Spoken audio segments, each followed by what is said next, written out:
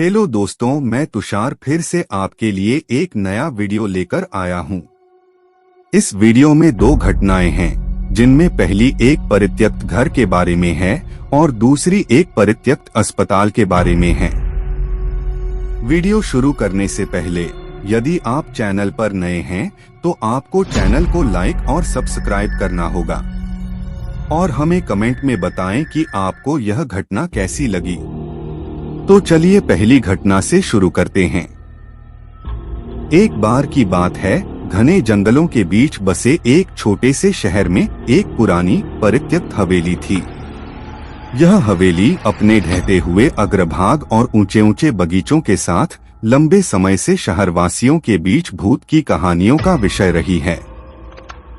कुछ लोगों ने कहा कि यह अपने पूर्व निवासियों की आत्माओं से ग्रस्त था, जबकि अन्य ने दावा किया कि एक दुष्ट शक्ति इसकी दीवारों के भीतर छिपी हुई थी।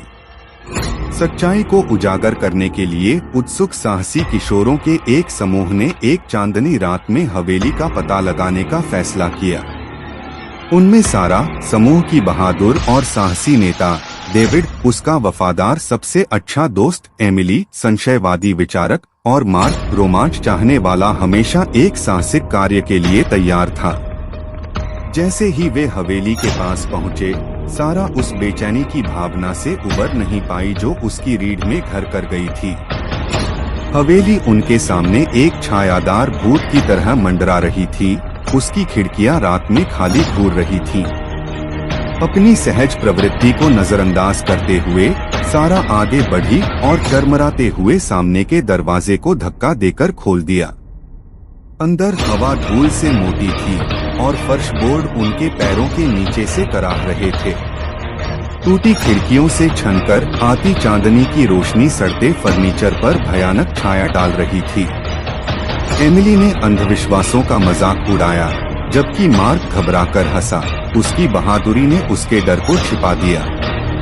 उन्होंने एक के बाद एक कमरे की खोजबीन की, लेकिन उन्हें परित्यक्त सामान और लंबे समय से चले आ रहे अजनबियों के धुंधले चित्रों के अलावा कुछ नहीं मिला। लेकिन जैसे जैसे वे हवेली में गहराई तक गए, उन्हें हॉल में अजीब सी फुसफुसाहटें गूंजती सुनाई देने लगीं। सबसे पहले उन्होंने इसे यह कहकर खारिज कर दिया कि उनकी कल्पना उनके साथ चालाकी कर रही है, लेकिन फुसफुसाहटें तेज और अधिक तीव्र होती गईं, जिससे उनकी रीढ़ में सिहरन दौड़ गई। अचानक एमिली बेहोश हो गई। उसकी आंखें दहशत से चौड़ी हो गईं। आपको लगता है कि सुना, वह फुसफुसाई। उसकी आवाज अशुभ फुसफुसाहटों के ऊपर बमुश्किल सुनाई दे रही थी। बाकी लोग ध्यान से सुनते रहे। उनके दिल उनकी छाती में धड़क रहे थे।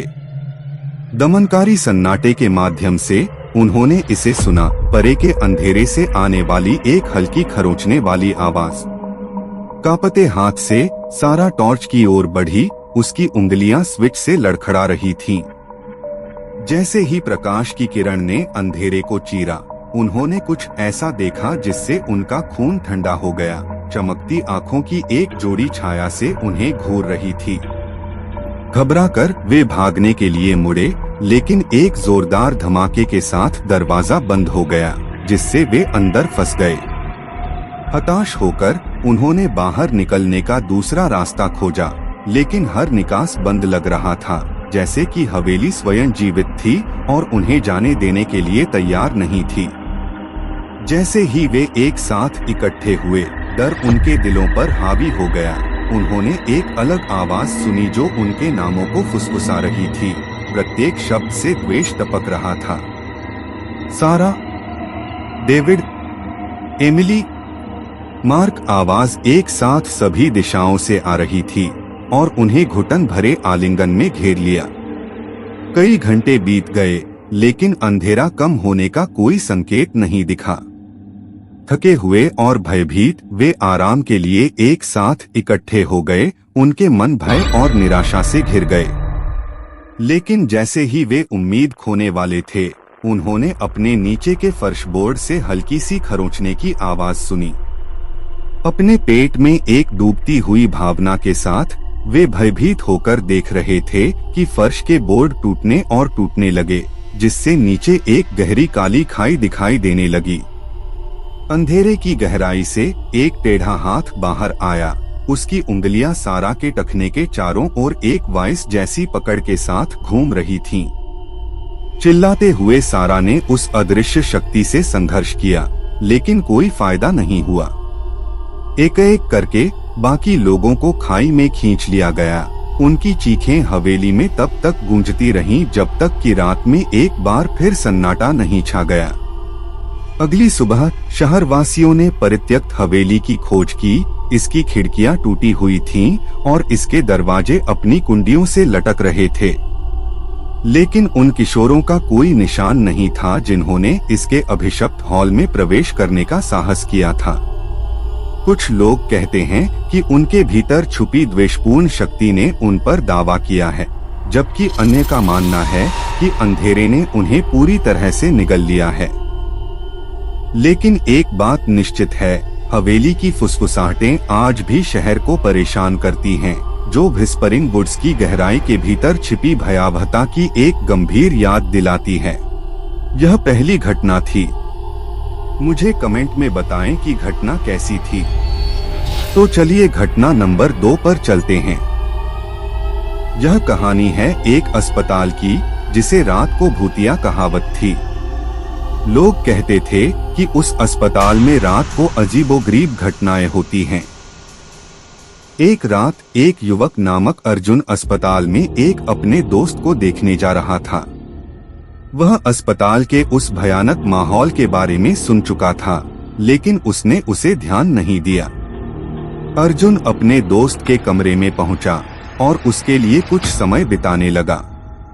लेकिन जब रात के अंधेरे में अर्जुन दोस्त के साथ बैठा, तो वह अस्पताल के गुमनाम कोनों से अजीब आवाजें सुनने लगा।